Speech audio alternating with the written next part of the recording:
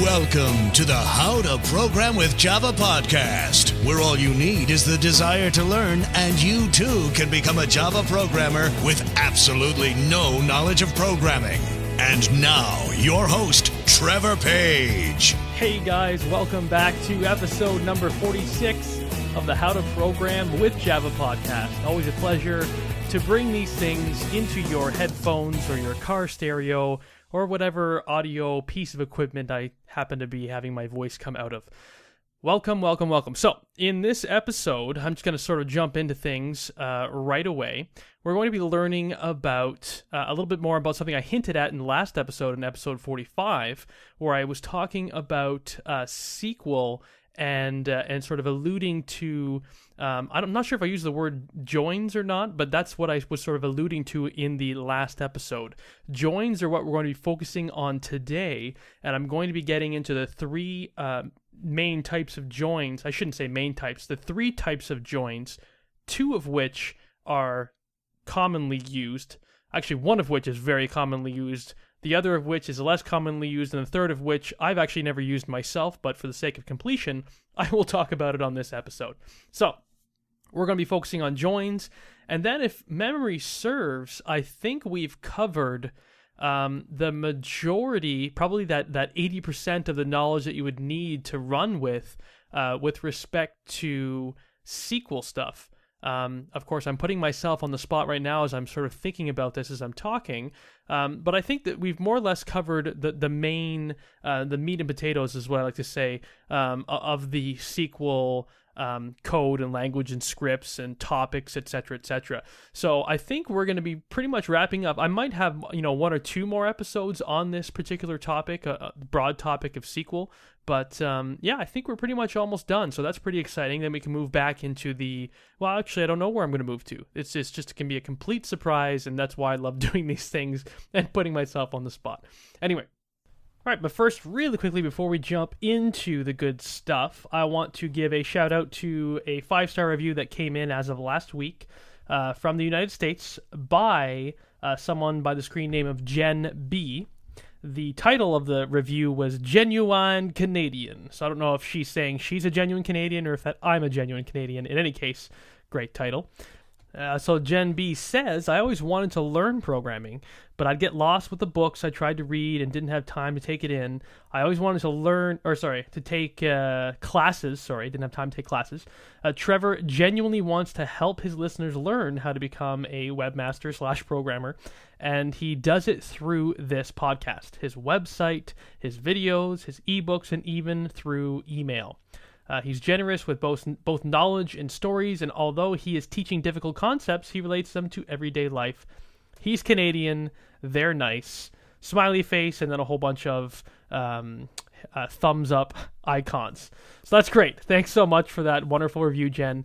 I'm very, as I always say, I'm very honored to get these kinds of reviews and to get this kind of feedback and to have this kind of reach to be able to help you guys out, because I do derive so much joy from actually doing this stuff, and even, like she said, even through email. So if you have questions, then by all means shoot them to me, info@howtoprogramwithjava.com.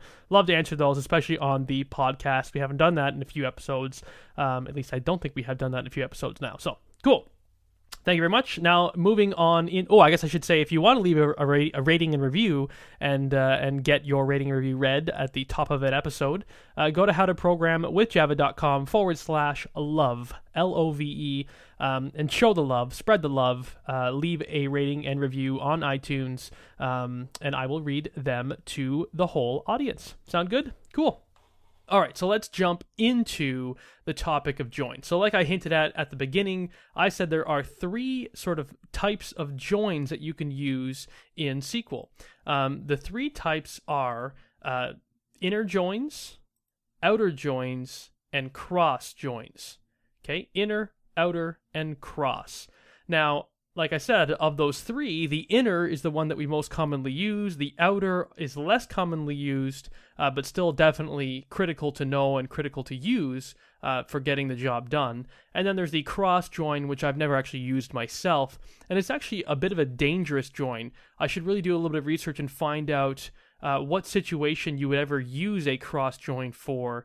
But anyway, we can get into that probably in the very end of this particular episode. So, like I said, let's start with the first topic, which is the inner join. And perhaps before I dive right into the inner join, maybe I should sort of brush you up on the topic of joins in general. So let's talk about that. I last spoke of this probably, 4 or 5 episodes ago, so it's probably a good thing to have a little bit of a refresher on this particular topic. So what is a join? Well, a join is what we use to establish the connection between two tables that hold a relationship with each other. Okay? Actually, that sounded pretty darn good. I just came up with that on the spot. That wasn't me reading a definition from some wiki page or something. Let me see if I can say that again. So a join is used to bring together two tables worth of information based on the relationship that those two tables hold with each other. So we've been, that's my phone going off. We've spoken about the topic of relationships heavily, especially in the last episode and the one before that and the one before that. So you guys should hopefully be well versed with respect to what a relationship is. So let's talk about an actual example of a join. So this concept is not difficult to understand. What becomes a little bit tricky to understand is the different types of joins. But in theory, in the broad topic of the word join and how it applies to SQL, it's quite simple. So a join is what you use to bring together two tables, like I said, with a relationship. So let's say we have, what were some of the ones that we had before? We had we had author and book. Okay, that was an example. I think we had a many-to-many relationship there, but author and book. So we have a way to bring together those two tables into essentially one query, because the whole point is we want to be able to query our database to ask it a question and get the data back in such a way that it's useful to us, right? So if I have a table full of authors and a table full of books, I want to be able to write some sort of a piece of code or script, a SQL script, to query the database and say, okay, give me all the books that Trevor Page was the author of. Okay, that's my query. Give me all the books that Trevor Page authored. Because that's a useful query, right? If you wanted to know all the books that I wrote, you could find that out, based on the database and by doing some querying. So let's say, for instance, I chose the many-to-many example. That becomes a little bit more convoluted with the concept of a join. Maybe let's assume that for now the author-to-book relationship is just a one-to-many. So one author to many books, okay? Okay, cool. So one-to-many. So how do you do this? What's the way that we bring them together? Well, we look at the relationship between them. So again, if we have a one-to-many relationship, like I'm downgrading the author-to-book relationship to a one-to-many as opposed to a many-to-many. So if we were implementing a one-to-many relationship, we would have the author table would have all the information about the person, about the author, the name, first name, last name, who knows, anything pertinent to the person. And then in the book table, there would be all the stuff related to a book, so the book title, the ISBN, or whatever the case may be, the version, and we would also have an author ID in the book table. And again, I'm changing it. You had to ignore the last episode where I made this the many-to-many. So now I'm changing it to a one-to-many, so we have the author ID directly inside of the book table. All right, so there we go. That's the relationship. There is an author ID that exists inside of the book table, so we have the relationship between the author and the book. So now what we can do is we can join those two tables together, and we join them via the relationship, which is, in this case, a foreign key inside of the book table. All right, the book table has the author ID, and obviously the author table has its own ID, which is obviously the author ID, which is the primary key of the author table. So because the primary key of the author table exists in the book table as the foreign key, it makes sense that we can join those two together. So the example I'll make up off the top of my head right now without writing anything down or preparing for this is we have the author ID 1, which is Trevor Page, and we have the two books in the book table, which is the How to Program with Java 2nd Edition, which can have book ID 1, and the How to Program with Java, I guess, first edition, which has book ID 2. But both of those have the author ID equal to be 1, right? Equal to 1. So the reason why it's equal to 1 is because that is the author ID of Trevor Page, who is the author of those books. That's the relationship.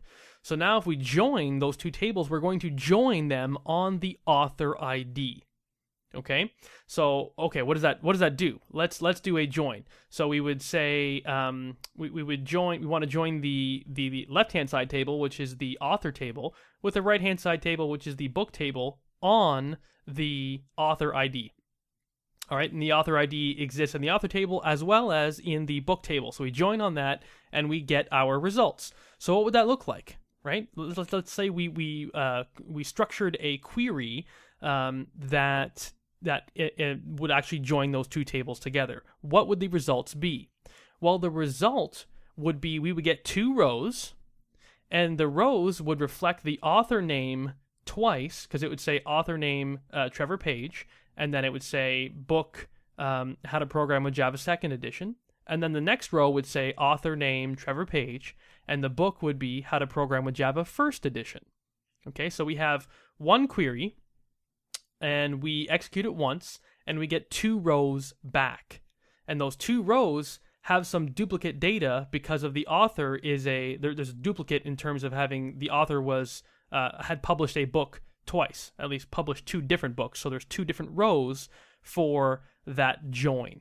Okay? Because if we were to just query the table separately, if we were to say select star from author, where author ID equals 1, we would only get 1 row back. It would just say Trevor Page, because there's only one author with the ID 1 in the author table. But if we wrote another query and said select star from book, where author ID equals 1, we would get 2 rows. But in this case, if we just did that query, we get 2 rows, and we would just get, it would say, book ID 1, 2, it would say author ID 1, 1 for the 2 rows, and then it would say, the book title is How to Program with Java 2nd edition and How to Program with Java 1st edition. Okay? We would get no information as to who the author is. All we know, I say we don't get any information as to who the author is in terms of human readable information. We get the author ID, which is great, but if you're just walking in off the street and you say, oh, the author of this book is author ID 1, you would say, what the heck does that mean? That means nothing to me. So that's because it's a database key. It's something that's interesting to the database, but it's not interesting to regular human beings, right? Author ID 1 doesn't mean anything to someone who doesn't already know the context and the structure of that database. So that's where the joining comes in, and that's where joining makes things nice and human readable.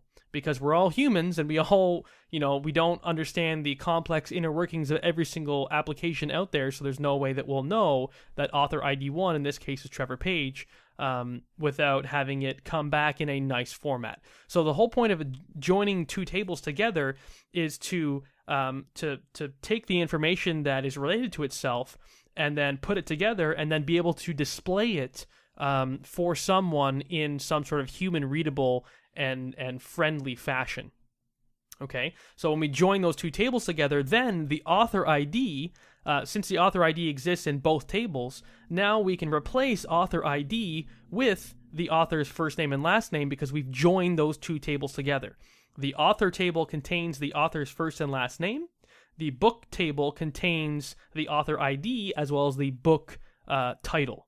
All right, so once we put those 2 together, 1, 2, boom, then we know both the author name as well as the book title. We put them together, we've joined the data. All right, so there you go. That's a little, 10-minute overview of what a join is. So now let's dive back deep into the 3 different types of joins. Like I said, there's an inner join, an outer join, and a cross join. And believe it or not, the outer join breaks up into a few things. But anyway, we'll get into that when we get there. So let's start with the inner join. Now, the inner join, like I said, is pretty much the most commonly used join, and let's figure out why that is. So the inner join is used to take the information from 2 tables and put it together. Now, here's where it gets a little bit different from the other types of joins. let's say we have a scenario where we have two authors, okay? So let me think back to the names that I used in the last show. I think I had I remember using Jack Johnson, I think. Yeah, sure, let's go with Jack Johnson. So we had Trevor Page and Jack Johnson as two different authors. Myself, I had the How to Program a Java series, and I think Jack Johnson had the How to Play Guitar series or something like that. But let's change that scenario. Let's make it so that the author table has two authors, Trevor and Jack, and the book table has two books, which both belong to Trevor. Okay. Now again, I'm using the one-to-many relationship here for the sake of simplicity, but there you go. So the book table has two books. They both belong to author ID 1, which is Trevor Page. So if we invoke an inner join, and we say this is exactly. So now I'm going to talk about the code, and we can talk about the results of the code. So I'm going to say select star from author, and then I'm going to say inner join book on author.authorID equals book.authorID. Okay? Now that was a lot, especially if you've never done joins before, that might get confusing. So I'll say it again. So we want to select star from, so we want to get everything we can from the author table. So select star from author. That you should be completely familiar with. That's just a query that returns everything in the author table. Now the curveball is where we're adding the join. So now we're saying inner join, okay, book. So we're choosing the table that we want to join on, okay, which makes sense because the author table we want to join to the book table. So we're going to say inner join book, and then we need to give it some explanation as to how to join those two tables together, because like I said, we're joining it based on a relationship, and I mean, if the tables only have one relationship, like my example only has one relationship. There's an author ID in the book table, and that's it. There's one foreign key, and that's the relationship. So I mean, if you're using some sort of a SQL programming environment, like I use Toad, it will probably realize that there's only one join, and it will auto-complete that code for you. But let's say that there's more than one relationships going on at the same time. Maybe the book table also has a foreign key to some other table. So it doesn't know what to join on. If there's many spots where it can possibly invoke a join, how the heck is it going to know which one you want to use, right? So you need to tell it. So we say inner join book, because that's what we want to join on, and then we tell it what we're joining the two tables on. Okay, so we say author dot, because that's the table name, dot, author ID, which is the primary key of the author table, equals, that's where the join comes in, we want to equal them together, equals the book table, so book dot author ID, because we want to join based on the author ID. Okay, select star from author, inner join book on author.authorID equals book.authorID. Boom. Lot to say. Again, this is all doesn't translate very well over audio, but we'll go and you can check out the show notes at howtoprogramwithjava.com/session 46, and you'll see the examples there.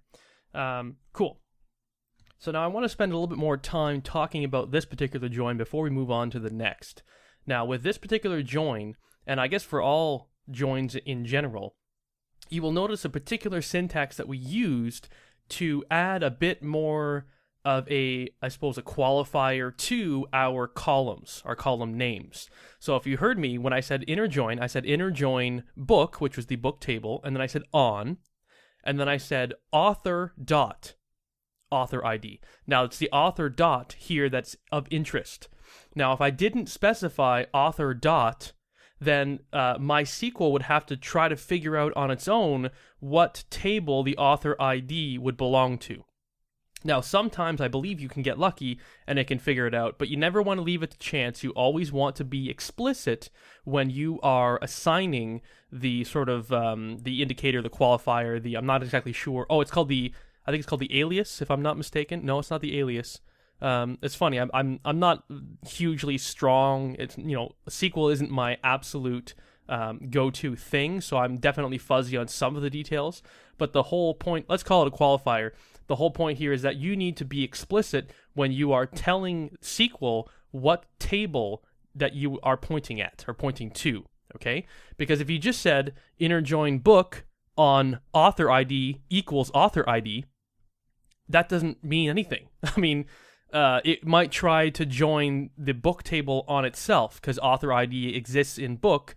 So you said author ID twice, so it just gets ambiguous, and that is the error message that you're going to receive. It's going to say something along the lines of this is an ambiguous column name. So I'm going to go. I have my Toad open right now. I'm going to do that. I'm going to say select star from author, and I'm going to take away, when I say inner join book on, I'm going to take away the author dot and the book dot, and let's run this query and see what happens.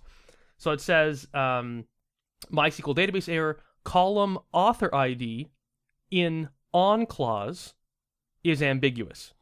So it doesn't know what the heck you're talking about. Now, if I qualify it, if I say, okay, I'm doing an inner join on book, so I say inner join book on author ID, maybe I say inner join book on author dot author ID equals author ID. Maybe then you've given it enough distinction between the two that I can figure it out. Let me try running that and see what happens. So no, believe it or not, the same thing happens. It says it's too ambiguous. It doesn't know what the heck you're talking about. So disregard everything I said before regarding not specifying that qualifier. You need to. So you need to say inner join book on author.author ID equals book.author ID. And then boom, it works fantastic. Now, this is where I said the word alias. This is where alias sort of creeps into the equation. You can add an alias to your table names. So, okay, what's an alias? Well, an alias is just it's a shorthand that you can use it's meant to just save you from having to type too much. So let's say that our author table is not called author. Let's say the author table is called author underscore who underscore published underscore a underscore book or something. Author who published a book. So it's a nice long table name. It would be really annoying if you had to type in select star from author who published a book, inner join on book, inner join book on author who published a book dot author ID. You'd have to type in the table name over and over again. That gets annoying. So they created these things called aliases that you can use as a shorthand. So I can actually assign an alias, okay, a sort of shorthand to my table names. So I can modify my existing query that works when I have what I've said over and over to you in the correct, syntax, the inner join that we've been talking about. We can modify that query and we can add two different aliases. Now, what's fairly common, and I'm not sure if this is a convention or not, but it's certainly something that I've seen day in and day out, I think even in school as well as at my professional job when I worked professionally as a programmer. They usually just take the first letter of the table name and use that as the alias. So for example, the alias for the author table, I would assign it to be the letter A. And the alias for the book table, I would assign it to be the letter B. So I would say, how that translates into the actual code is, I would say select star from author, and then I would put the alias. So the alias comes after the table name. So I say select star from author A, inner join book B. Okay, you put a space between the table name and the alias. So select star from author A, inner join book B, and now I can use these two aliases as a shorthand for the table name. So when I'm saying, now instead of saying, inner join book B on, and then having to type out author.author ID equals book.author ID, I can now substitute the name of the table with my alias.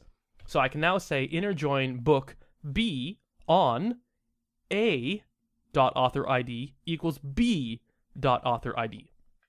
Okay, so I don't have to type out the full names of the tables. So I mean, that's just, it's not very, it's just a little tip. This is not something that's critical to know, but it's just nice to know that you can add an alias to sort of use as a way to have to type less, or to get to type less, to save yourself some extra characters.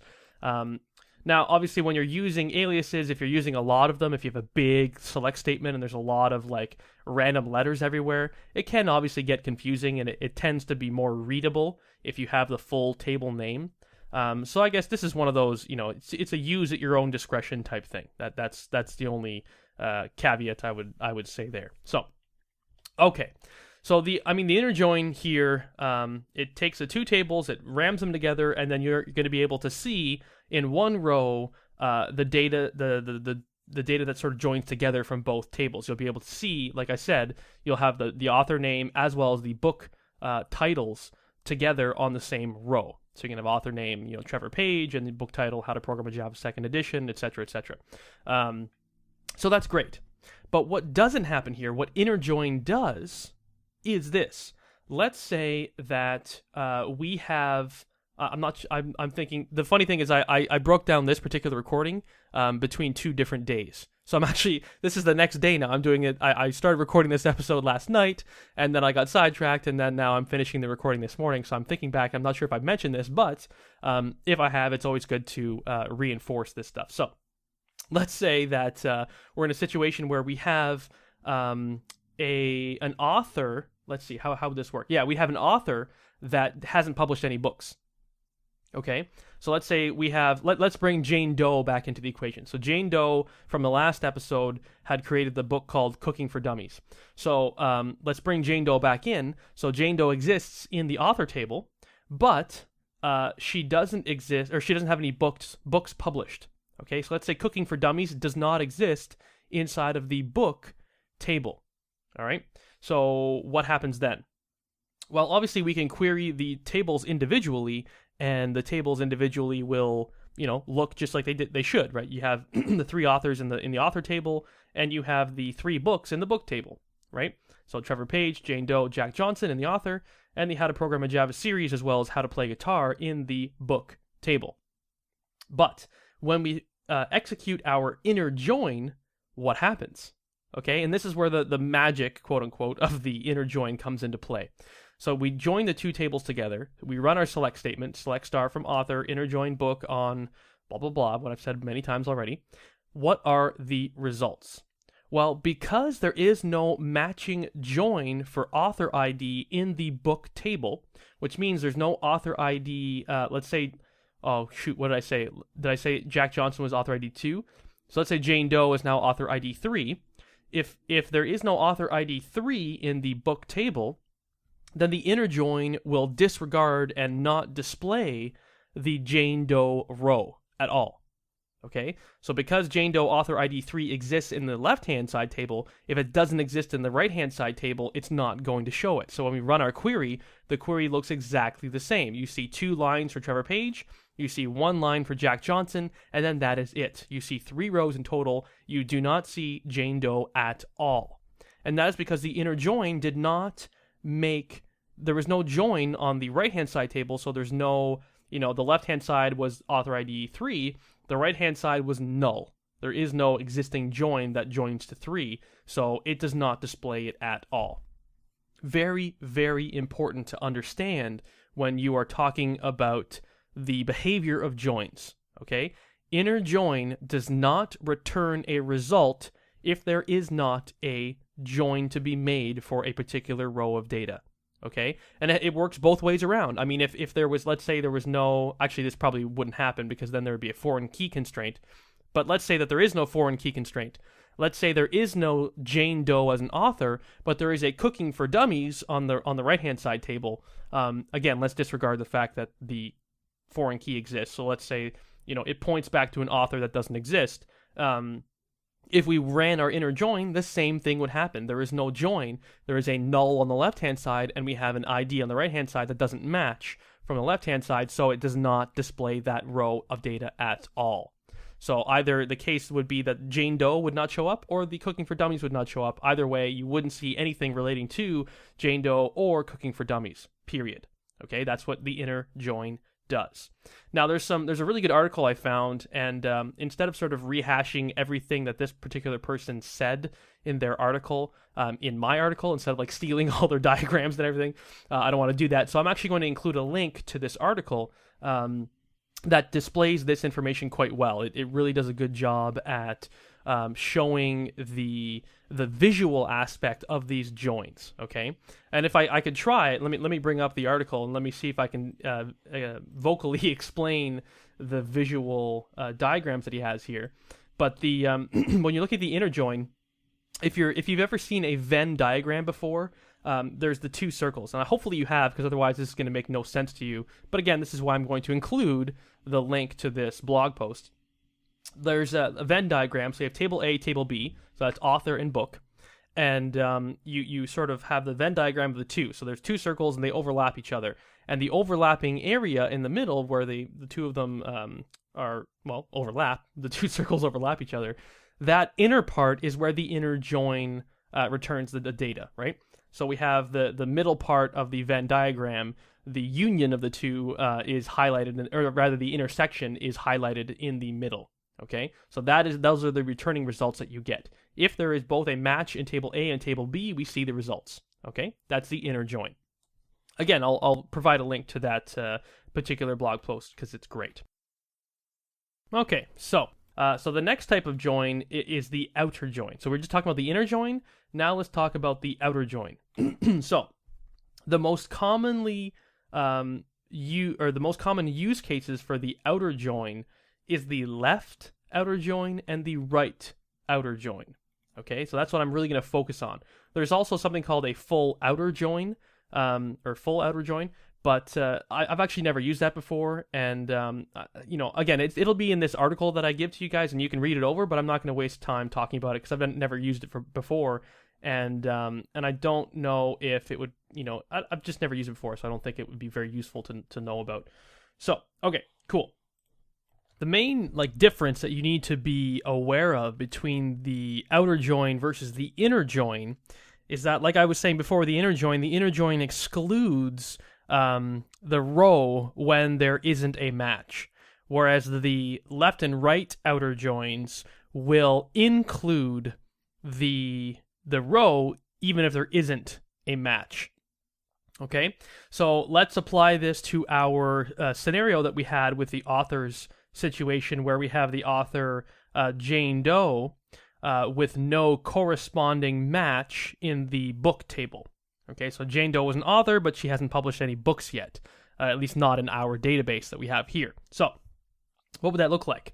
Well, if we did a left outer join, and you could say left outer join, but you can also say left join. I think that's what I'm going to end up saying more and more, but for now I'm going to say left outer because I want you to know that when I say left join, I really mean left outer join. Okay, so those are synonymous in terms of SQL, or at least in terms of MySQL. So we're doing the left outer join. So when we do that on the author table, we say select star from author, select star from author, left join, book, on author, author.author_id equals book.author_id. So it's the exact same syntax as before. The only thing we're replacing is that we're replacing the word inner join with left join or left outer join.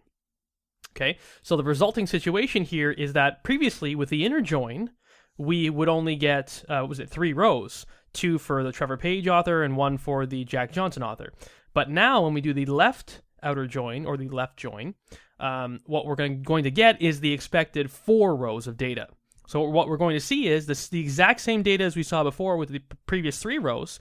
So it's still going to say Trevor Page, joins with How to Program with Java 2nd edition. Trevor Page joins with How to Program with Java 1st edition. Jack Johnson joins with How to Play Guitar. And then we have, Jane Doe. But then for all the data with respect to the book data, so the book title, the ISBN, the version, all that stuff, those are all going to be returning as null. So we're going to get the author information. It's going to say author first name, Jane, author last name, Doe, book title, null, ISBN, null, version, null, author ID, null. All right? In contrast to the 3 other rows that have the full data there for the right-hand side table. Okay, do you see how that's different? Right, we get the 4th row, but it gets as much data as it possibly can about that join that it's doing, the left join. It gets as much data as it possibly can and displays it for us. Now, okay, cool, fair enough. So then, what about the reverse situation? What about the right join? Can you sort of guess what the results may be? Who knows? Maybe you can, but obviously if you've never done this before, then it'd be probably fairly difficult to guess what would happen. So what happens is it matters sort of the direction. So when you say left versus right, first you might get confused with that. How how do I know my left from my right with respect to these database tables, right? And that's a very valid question. The way I figured it out is by using these scenarios that I'm talking about here with doing a left and right join. By using these queries that I'm talking about right now, you can see the difference between the two results, and thus you can infer which table is the left and which table is the right table. But I can tell you right now what happens is when you say the first select statement, so you say select star from, that very first from statement is going to be your left-hand side table. Okay? So select star from, boom, is going to be author, right? Author is what we're selecting from. So that's going to be your left table. And then when you say, join with book, okay, when you do the join, you're joining to a right-hand side table. Okay, that's just how it goes. It flows from left to right, kind of like you're reading a book. If you read books from left to right in your country. If you don't, then that's a bad example. In North America, we read our books from left to right. So it's the same flow here with respect to the joins. So we're starting with our first query, which is the select star from author. That's the left-hand side, and then we're joining to the right-hand side, which is the book table. So having said that, if we were to say select star from author, and then say right join book, what do you think would be happening there? So we're invoking the join from the other direction. We're invoking a right-hand side join. So we're joining from the right-hand side table to the left-hand side table is essentially what's happening here. So what happens? Well, because there is no row for the book, which is the book that belongs to the author in the left-hand side table, because there's no book, Cooking for Dummies, I think is the example that we had previously. So Cooking for Dummies, since it does not exist in the table, when it does the right join, it looks at all the books in the right table, which is the book table. It sees 3 books. So then that is the base number of joins that it's going to try to invoke. Because there's only 3 books, it's only going to try to join the 3 authors of those 3 books. Okay, remember, we're joining based on the relationship. Okay, that's what I said at the very beginning of all this. We're joining based on the relationship. The relationship in the book table is the foreign key, which is the author ID. The author ID is the relationship mechanism that we see in the book table. So since we are joining based on the relationship, and we're always doing that, joining based on relationships, we have the right-hand side table, which has the author ID as the relationship, and there's 3 rows, but only to 2 different authors, right? Because there's the 2 books, How to Program in Java, they both point to one author, which is author ID 1. The third book, How to Play Guitar, has author ID 2, which in this case we said points back to Jack Johnson. And that's it. So because of that, when we invoke the right-hand side join, we do right join from the book table to the author table, what's going to happen is we're only going to see 3 results, because it can join 3 times at most, and it can successfully join the 3 times because we do have those 2 different authors. Okay, author Trevor and author Jack Johnson. So it makes 3 rows instead of 4. So again, contrast the 2. Left join, if I were to type that in my SQL or my Toad for MySQL right now, if I invoke the left-hand side join, you get 4 results. Okay, because again, when you're looking at the left-hand side table, you're looking at the author table. We have the 3 different authors, but because we have 3 different authors in the left-hand side table, they map to 2 of them map to 3 books on the right-hand side table. So we get those 3 results that map, because of the relationship thing happening, the author IDs can map from the left-hand side to the right-hand side 3 times. And then there is another row, which is the author that doesn't have a book, but that gets included as a result that we can see. It returns that result because we've done the left join. So all it means is that the left join versus the right join, when we invoke those joins, it will always show every single row from the table that you're specifying, from the direction specifying that you put in there. So if I say select star from author left join, that means that no matter what, I want to see every single row in the author table. I want to show it to me, right? So I'm always going to see every row, which is why you see all the authors: Trevor Page, Jack Johnson, Jane Doe, even though Jane Doe doesn't have a matching row in the right-hand side table. Okay? Hopefully I've explained that enough times over and over that you are understanding it and that you're tired of hearing it. Again, I always say this: if you're tired of hearing what it is that I'm saying, then that means that I've taught it to you correctly. So that's good. Hopefully you're feeling that way. So again, left-hand join, or left join, which is also the left outer join. Again, I've been sort of omitting the word outer, but every time I say left join, I also mean left outer join. It's the exact same thing, and I can prove it to myself. I can go in and type in left outer join in my code and run it, and I get the exact same results. Okay? So there you go. So left joins, right joins, and the inner join are all, well, they're handy in the sense that it gives you a nice sort of fine-grained control over what types of data that you're getting back from your database. Okay? There are definitely some real-world scenarios where the left joins are useful, right? Now, having said that, I mean, I don't use left joins as much as I use regular joins, the inner joins. I refer to inner joins as regular joins. I use inner joins most of all, but I definitely have used the left join, or the left outer join, on numerous occasions. Certainly, it is a critical thing to use in terms of being able to program correctly. Now, let me try to think of a real world scenario off the top of my head while I keep talking. Having said that, the right outer join, I don't know if I've ever used a right outer join, and I'm not sure what scenario I would need to use that I'm not exactly sure. But again, like I said, I'm not strong with SQL, so these are things that I'm sure there's lots of tricks of the trade that you can apply to fully use, like the right join and even more joins. Like I said at the beginning, there's something called a cross join as well.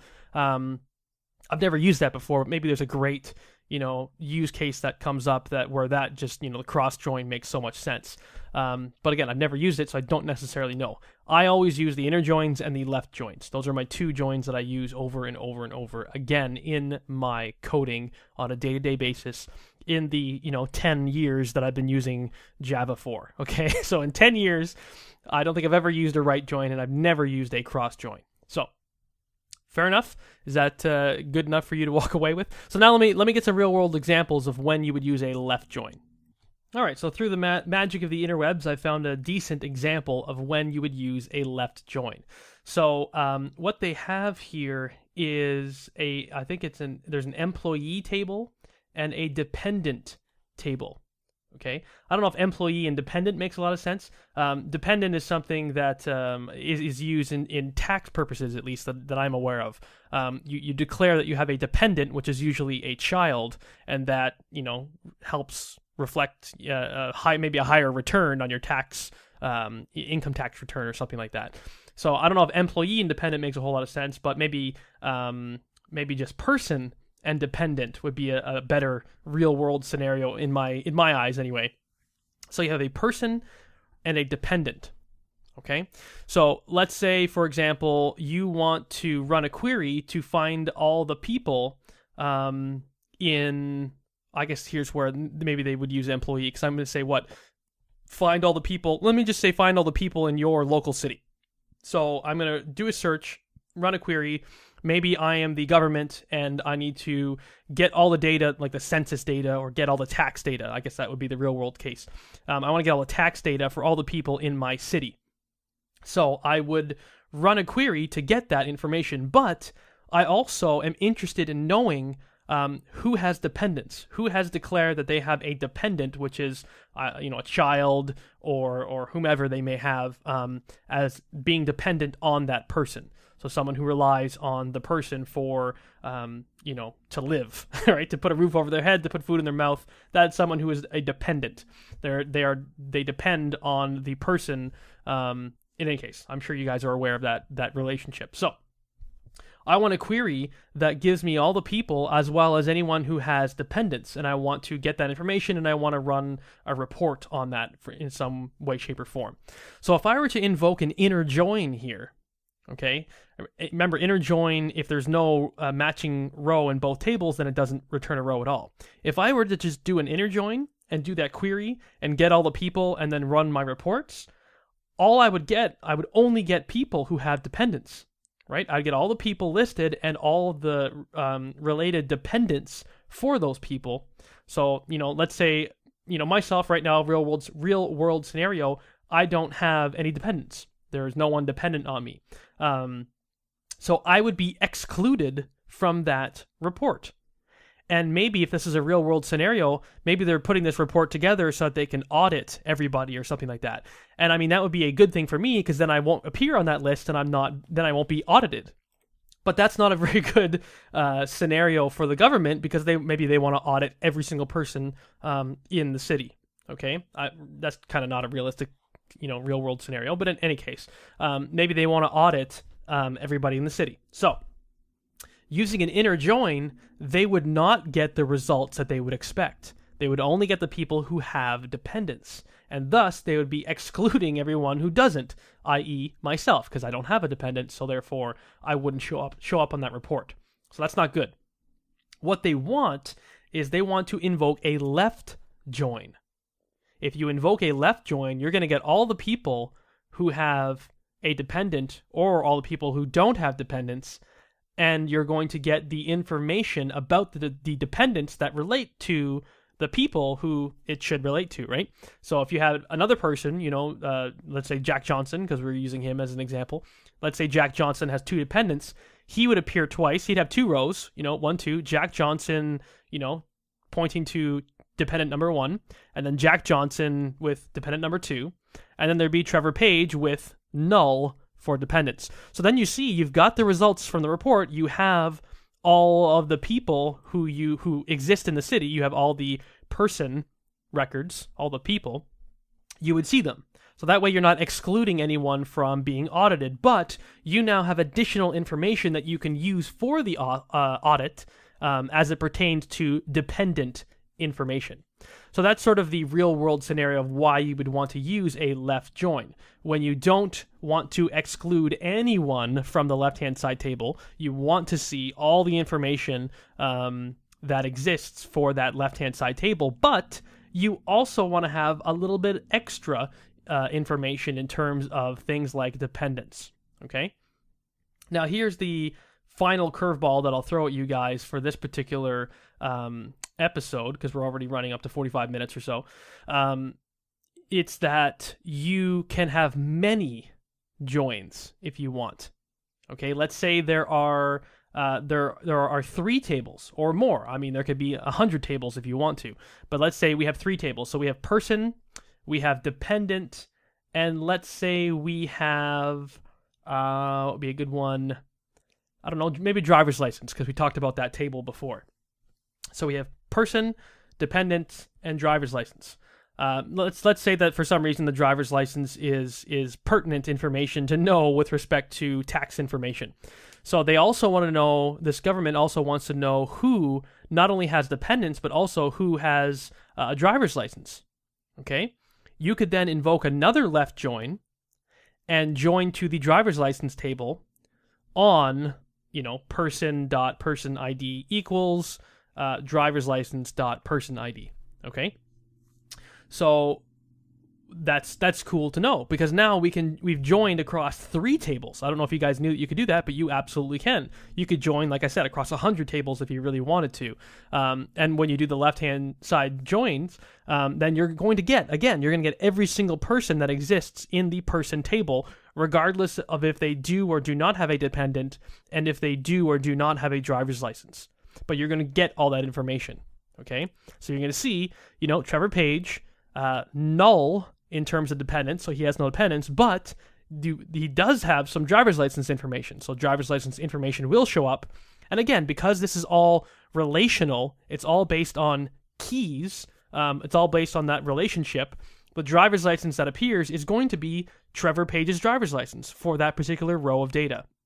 Okay, it's not going to somehow accidentally return someone else's driver's license. It can't do that because we have put in place the system of primary keys and foreign keys. So that's what the database uses to match everything up with each other. And then you'll get, Jack Johnson. Jack Johnson will appear twice because he'll have 2 dependents. So this is kind of an interesting side effect as well. You're going to see, sort of duplicate data if, depending on, how many matching rows you have in other tables. So we're going to see Jack Johnson, dependent number 1, and then his driver's license. And then you're going to see Jack Johnson again, dependent number 2, because remember, he has 2 dependents, and then the same driver's license again. So we're seeing some duplicate data. We're seeing Jack Johnson's name appear twice in 2 rows, Jack Johnson's exact same driver's license number appearing twice in 2 different rows, but you're seeing a dependent 1 and 2 being unique between each other, displaying on 2 rows. Okay, so there's a lot of little things that you see that kind of come up, and these are the things that these are the intricacies that you work with and that you figure out when you are dealing with database tables and whatnot, especially when you're joining across multiple tables. You'll often see a lot of duplicated data, and the reason why I'm mentioning this is sometimes that duplicate data can be a bit of a pain in the butt. Especially if there's a lot of duplicate data. But that's getting into optimizing your code and everything. And at this point, I don't want to talk about optimization of code because we're just learning about this stuff. So it's okay for us to be, unoptimized, if you will. So, cool. And sort of to finish off, then I should probably mention, like I said, there's this thing called a cross join. Let me just scroll down in this wonderful person's blog post that I will be putting into this podcast episode. The cross join, they actually don't even have a Venn diagram that fits the purpose of a cross join. This is what the person's blog post says. They say there's also a Cartesian product or cross join, which, as far as I can tell, can't be expressed as a Venn diagram. So the syntax is just select star from table A, which in this case would be author, cross join table B, which in this case is book. And he says this joins everything to everything, resulting in a 4x4 set of data. Now, I'm not sure if he says 4x4 equals 16 rows. I'm not sure if that 4x4 relates to an example that he was talking about previously. It probably does. So it says far more than we had in the original set. So yes, he's talking about his own data. So maybe I should do that now. Maybe I'll invoke this cross join and see what the heck happens. Again, I've never done this before, and what better time to do it than now? So I'm going to type in select star from author, and I'm going to do a cross join on book, and I'm just going to see what the resulting data actually looks like. Okay, so boom. So it returned 9 results for me. And let me just check out my author table, make sure I have 3 authors in the author table. I have 3 books in the book table. And when I do cross join, what does it give me? So this is really interesting because it joins, it joins everything with everything, which again, I don't know why you'd want to do that. So I mean, I see Trevor Page, How to Program in Java 2nd Edition. Okay, that's fine, that makes sense. But then it says Jane Doe, How to Program with Java 2nd Edition, which does not make sense because Jane Doe is not the author of that book, so I don't know why they would do that. And again, Jack Johnson, How to Program in Java 2nd Edition.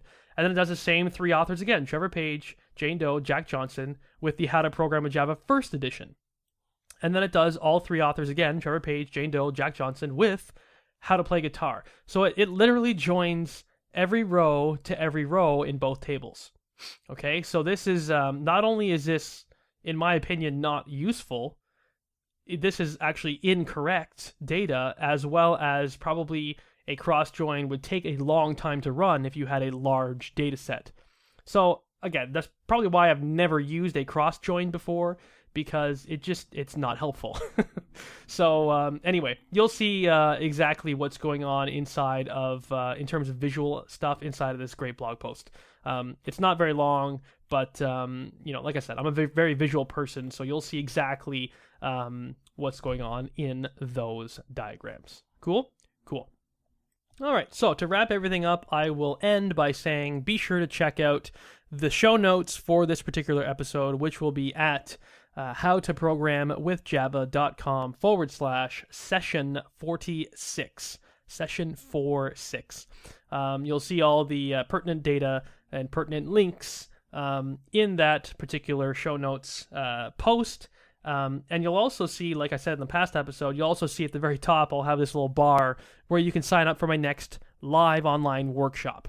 and that's some fun stuff. The one I'm going to be doing soon, again, if you're listening to this live on the day that it comes out, which if all goes well, it should be May 28th, 2014. If all goes well, you will be able to sign up for my workshop next week, which I think is on June 4th and 5th. I'm going to do 2 sessions teaching the exact same thing, but I'm going to be talking more about object-oriented programming in general. So you're going to be learning about object-oriented programming and objects in general, and some tips and tricks that I use to when I'm designing my application. So when I get some requirements from a customer or something, or from my boss or whatever the case may be, how I break down their requirements into an actual design that where I map out the objects and the relationships between the objects and the database tables and that kind of stuff. You'll get some tips on how I do that, as well as obviously learning about the major principles of object-oriented programming, like inheritance, abstraction, encapsulation, and what's the other one? Inheritance, abstraction, encapsulation, polymorphism. So the 4 major principles of object-oriented programming. So you'll learn all about that stuff, and I'm sure some more goodies as well. But that is for the workshop that's coming up next week. But who knows? I'm going to be, I think, putting on a lot of workshops in the future. I think I'm really going to go hard on those because people really like them. People really enjoy having me there and listening to me and seeing the visuals to go along with it. And it's like I said, it's an event, and it's exciting and all that good stuff. And they can chat with each other, and it's a great time. So I'm definitely going to be, I think, committing to these workshops. So if you go to the show notes for this episode, you'll be able to sign up for the next workshop, and that'll be a lot of fun. Sound good? Sounds good. So as always a pleasure doing these things. Take care of yourselves. I know this was another long one, but hopefully you learned a lot and were able to break it up into a few sessions and listen to it again and again to really hammer home the topic of joins, because clearly they are very important because I've talked about them for so long already. All right, so take care of yourselves. Have a great one. Hope all is well, and happy learning. Bye for now. Thanks for listening to the How to Program with Java podcast. Please visit howtoprogramwithjava.com for more useful Java tutorials.